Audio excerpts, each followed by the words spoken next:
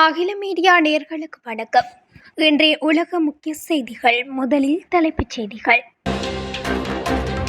போர் நிறுத்தத்தை மீறி காசா மீது இஸ்ரேல் நடத்திய தாக்குதல்களில் 93 பேர் உயிரிழப்பு.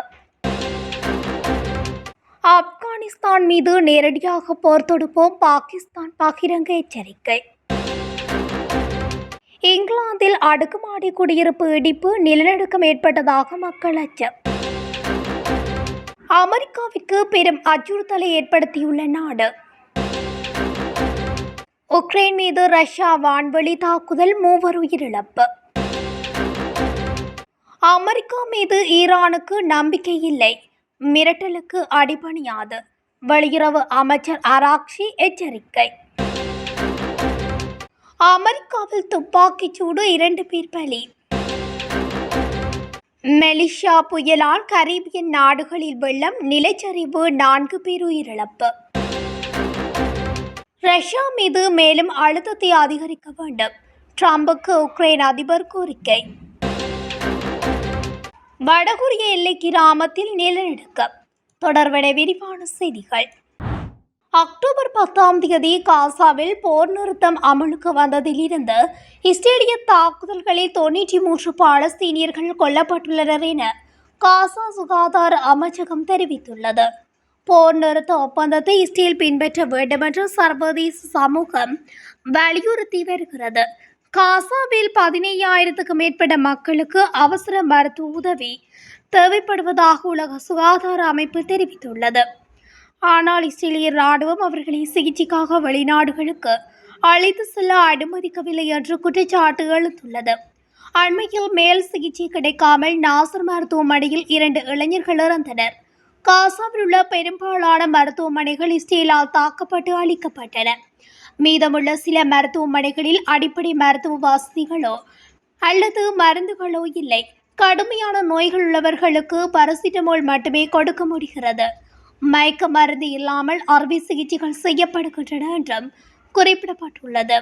அதே சமயம் உணவு, குடிநீர் உள்ளிட்ட அடிப்படை தேவைகளுக்காக வாடிய பொதுமக்களுக்காக லாரிகளில் நிவாரணப் பொருட்கள் ஐநா உள்ளிட்ட அமைப்புகளால் அனுப்பி வைக்கப்பட்டுள்ளன. பாகிஸ்தான் ஆப்கானிஸ்தான் இடையே எல்லையில் சமீபத்தில் மோதல் ஏற்பட்டது. இதில் இரு தரப்பிலும் உயிரிழப்புகள் ஏற்பட்டன. இதையடுத்து கத்தார், துருக்கி தலையிட்டு மத்தியஸ்தம் செய்தன. தோஹாவில் நடந்த முதல் சுற்று பேச்சுவார்த்தையில் பாகிஸ்தான் ஆப்கானிஸ்தான் இடையே கடந்த 19 போர் நிறுத்த ஒப்பந்தம் கையெழுத்தானது. இதற்கிடையே பாகிஸ்தான் ஆப்கானிஸ்தான் இடையே 2வது சுற்று பேச்சுவார்த்தை நேற்று துருக்கியின் இஸ்தான்புல்லில் தொடங்கியது. இதன் முதல் நாளில் எந்த உடன்பாடும் ஏற்படவில்லை. இந்த நிலையில் பாகிஸ்தான் பாதுகாப்புத்துறை அமைச்சர் கவாஜா ஆசிப் இஸ்தான்புல்லில் ஆப்கானிஸ்தானுடன் நடந்து வரும் அமைதி பேச்சுவார்த்தைகளில் உடன்பாடு ஏற்படாவிட்டால் பாகிஸ்தான் வெளிப்படையான போரை தொடங்கும் என்றும், ஆனால் அவர்கள் அமைதியை விரும்புகிறார்கள் என்பதை நான் அறிவீர் என்றும் தெரிவித்துள்ளார். இங்கிலாந்தின் மான்செஸ்டர் நகரில் ஒரு அடுக்குமாடி குடியிருப்பு அமைந்துள்ளது. இந்த கட்டிடத்தை புனரமைக்கும் பணி கடந்த சில மாதங்களாக நடைபெற்று வந்தது. அப்போது கட்டிடத்தின் ஒரு பகுதியை இடிக்க அனுமதி கோரப்பட்டு இருந்தது. எனவே அந்த கட்டிடத்தின் இடிபாடுகள் இர்வில் ஆற்றில் விழும்படி ஏற்பாடு செய்யப்பட்டு இருந்தது. எனினும் முன்னெச்சரிக்கை நடவடிக்கையாக அங்கிருந்து சுமார் 500 பேர் பாதுகாப்பான இடங்களுக்கு வெளியேற்றப்பட்டனர். இதையடுத்து அடுக்குமாடி கட்டிடத்தின் ஒரு பகுதி வெடிகுண்டு வைத்து தகர்க்கப்பட்டது. கட்டிடம் இடிந்து விழுந்த போது அங்கு வசிக்கும் மக்கள் பயங்கர அதிர்வை உணர்ந்தனர். இதனால் நிலநடுக்கம் ஏற்பட்டு இருப்பதாக கருதி பீதியடைந்தனர். அமெரிக்காவின் அச்சுறுத்தலுக்கு எதிராக 5000 ரஷ்ய ஏவுகணைகளை தென் அமெரிக்க நாடொன்று நிலைநிறுத்தியுள்ளது. வெனிசுலா நாட்டின் ஜனாதிபதி நிக்கோலஸ் மடுரோ அமெரிக்காவின் கடற்படை நடவடிக்கைகளுக்கு எதிராக நாட்டின் முக்கிய வான் பாதுகாப்பு பகுதிகளில் 5000 லோக்லெஸ் வகை குறுகிய தூர ஏவுகணைகளை நிலைநிறுத்தியுள்ளதாக அறிவித்துள்ளார். இந்த இக்லோ-எஸ் வகை ஏவுகணைகள் அமெரிக்காவின் ஸ்டிஞ்சர் ஏவுகணைகளுக்கு சமமானதாகும். இவை குறைந்த உயரத்தில் பறக்கும் விமானங்கள், ஹெலிகாப்டர்கள், ட்ரோன்கள் மற்றும் குரூஸ் ஏவுகணைகளை அளிக்க வடிவமைக்கப்பட்டவை. இந்த ஏவுகணைகள் நாட்டின் கடைசி மலை, நகரம், கிராமம் வரை நிலைநிறுத்தப்பட்டுள்ளன என மடுரோ தெரிவித்துள்ளார். அமெரிக்கா, கரிபியன் பகுதியில் 4500 கடற்படை வீரர்களை நியமித்து போதைப்பொருள் கடத்தலுக்கு எதிரான நடவடிக்கைகளை தீவிரப்படுத்தியுள்ளது. சில அமெரிக்க நாடாளுமன்ற உறுப்பினர்கள் இந்த நடவடிக்கைகளின் சட்டப்பூர்வ தன்மையை கேள்வி எழுப்பியுள்ளனர். இந்த நடவடிக்கை மடுரோவை பதவியிலிருந்து நீக்குவதற்கான அமெரிக்க ஜனாதிபதி டொனால்ட் ட்ரம்பின் முயற்சியாக இருக்கலாம் என்றும் கூறப்படுகிறது. உக்ரைன் தலைநகர் கீவில் ரஷ்யா நடத்திய வான்வழி தாக்குதலில் 3 பேர் உயிரிழந்துள்ளதுடன் 29 பேர் காயமடைந்துள்ளனர். காயமடைந்தவர்களில் 6 குழந்தைகளும் அடங்குவர் என்று தெரிவிக்கப்பட்டுள்ளது. உக்ரைன் தலைநகர் கீவின் டெஸ்னியன்ஸ்கி மாவட்டத்தில் உள்ள 9 மாடி கட்டிடத்தை குறிவைத்து இந்த தாக்குதல் நடத்தப்பட்டதாக தெரிவிக்கப்பட்டுள்ளது. கடந்த காலங்களில் நேர்மறையான அனுபவம் இல்லாததால் ஈரான் அமெரிக்காவின் மீது எந்த நம்பிக்கையையும் வைக்கவில்லை என்பதும் வைக்கப் போவதில்லை என்றும் வெளியுறவு அமைச்சர் அப்பாஸ் அராக்சி கூறுகின்றார். இஸ்லாமிய குடியரசு அதன் மீது கொடுமைப்படுத்துதலை பொறுத்துக் கொள்ளாது என்பதை வலியுறுத்துகிறது. இஸ்லாமிய குடியரசு அதன் மீது கொடுமைப்படுத்துதலை பொறுத்துக் கொள்ளாது என்பதை வலியுறுத்துகிறது. வாஷிங்டன் மீது எங்களுக்கு எந்த நம்பிக்கையும் இல்லை, இருக்கவும் மாட்டோம். நம்பிக்கை இல்லாவிட்டாலும் ஒருவர் எச்சரிக்கையுடன் செயல்பட முடியும். நாங்கள் இப்படித்தான் செயல்பட்டோம். ஆனால் இந்த நேர்மறையான பதிலும் கிடைக்கவில்லை. துரதிர்ஷ்டவசமாக இதுதான் அமெரிக்கர்களின் இயல்பு என்று அராக்சி தெரிவித்தார். தற்போது அமெரிக்காவுடன் தொடர்பு கொள்வதற்கு எந்த நேர்மறையான அடிப்படையும் இல்லை என்று கூறினார்.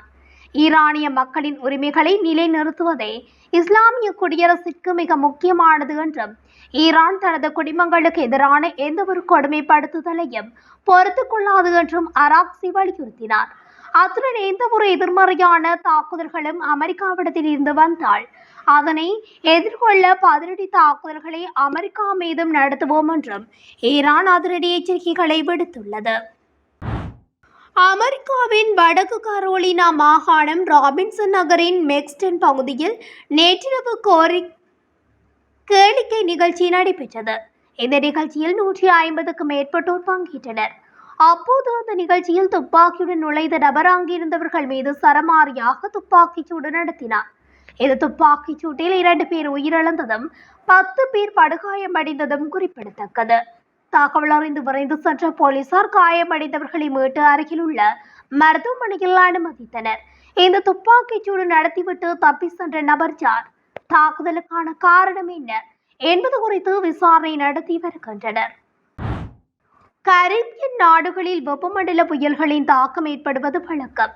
இந்நிலையில் கடந்த சில நாட்களாக மெலிசா என பெயரிடப்பட்ட புயல் கரீபியன் நாடுகளை இலக்காக கொண்டு தாக்கி வருகின்றது. இதனால் கவுதி, மைக்கா உள்ளிட்ட நாடுகளில் பரவலாக பாதிப்பு ஏற்பட்டுள்ளது. இந்த புயலால் தொடர் மழை, பலத்த காற்று ஆகியவற்றுடன் நிலச்சரிவுகளும் வெள்ளங்களும் ஏற்பட்டுள்ளது. பல்வேறு இடங்களில் பேரிடர்களும் ஏற்பட்டுள்ளன. புயல் தொடர்ச்சியாக கைதியில் 3 பேர் உயிரிழந்துள்ளனர். அவர்களில் 2 பேர் தலைநகர் போர்ட் ஆஃப் பிரின்ஸ் பகுதியில் ஏற்பட்ட நிலச்சரிவில் சிக்கி பலியானார்கள். மற்றொருவர் மெரிகாட் பகுதியில் மரமொன்று முறிந்து விழுந்ததில் சிக்கி பலியானார். இதேபோன்று டொமினிக்கன் குடியரசு நாட்டில் ஒருவர் உயிரிழந்துள்ளார். இதனால் மெலிசா புயலால் மொத்தம் பலியானோர் எண்ணிக்கை 4ஆக உயர்ந்துள்ளது. உக்ரைன் மீது ரஷ்ய ராணுவம் போர் தொடங்கி 3.5 ஆண்டுகளாக நீடித்து வருகிறது. இந்த போரை முடிவுக்கு கொண்டுவர அமெரிக்க ஜனாதிபதி ட்ரம்ப் உள்ளிட்ட உலக தலைவர்கள் முயற்சித்து வருகிறார்கள். இருப்பினும் போர் தொடர்ந்து நீடித்து வருகிறது. இந்த நிலையில் நிதி மற்றும் ராணுவ உதவி வேண்டிய உக்ரைன் அதிபர் ஜெலன்ஸ்கி நேற்று இங்கிலாந்து தலைநகர் லண்டனில் நடந்த கூட்டத்தில் கலந்து கொண்டார். இங்கிலாந்து பிரதமர் கீர் ஸ்டார்மர் தலைமையில் நடந்த கூட்டத்தில் உக்ரைனுக்கு தேவையான ஆயுதங்கள் வழங்க ஐரோப்பிய ஒன்றிய உறுப்பினர் நாடுகள் சார்பில் தீர்மானம் நிறைவேற்றப்பட்டன. அப்போது பேசிய ஜெலன்ஸ்கி ரஷ்ய அதிபர் புடின் மீது மேலும் அழுத்தத்தை அதிகரிக்க வேண்டும், அங்குள்ள எண்ணெய் நிறுவனங்கள் அனைத்தின் மீதும் பொருளாதார தடை விதிக்க வேண்டும், டொமாகாக்ஸ் மற்றும் அதிநவீன ஏவுகணைகளை உக்ரைனுக்கு வழங்க வேண்டும் என அமெரிக்க ஜனாதிபதி ட்ரம்புக்கு கோரிக்கை வைத்தார். இதனிடையே நேற்று உக்ரைன் மீது ரஷ்ய ராணுவம் நடத்திய தாக்குதலில் 4 பேர் பலியாகினர். வடகொரியாவின் எல்லைப் பகுதியில் நிலநடுக்கம் உணரப்பட்டுள்ளதாக சீனா அறிவித்துள்ளது. வடகொரியாவின் எல்லை மாகாணமான ஜியூலினில் இந்த நிலநடுக்கம் உணரப்பட்டதாக சீன செய்தி நிறுவனம் அறிவித்துள்ளது. 5.5 ரிக்டர் அளவிலான குறித்த நிலநடுக்கம் இதன்போது பதிவாகியதாக அதிகாரப்பூர்வமாக அறிவிக்கப்பட்டுள்ளது.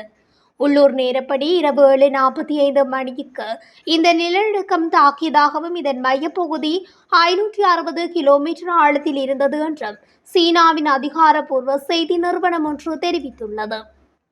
இத்துடன் அகில மீடியாவின் இன்றைய உலகத்தின் முக்கிய செய்திகள் நிறைவடைகின்றன. தொடர்ச்சியாக செய்திகளை அறிந்து கொள்ள அகில மீடியா ஊடகத்துடன் இணைந்திருங்கள். நன்றி, வணக்கம். அகிலம், மாற்றத்திற்கான மக்கள் குரல். இந்த வீடியோ பிடிச்சிருந்தா லைக் பண்ணுங்க, கமெண்ட் பண்ணுங்க, ஷேர் பண்ணுங்க. மறக்காம கீழே இருக்க பெல் ஐகானை கிளிக் பண்ணுங்க.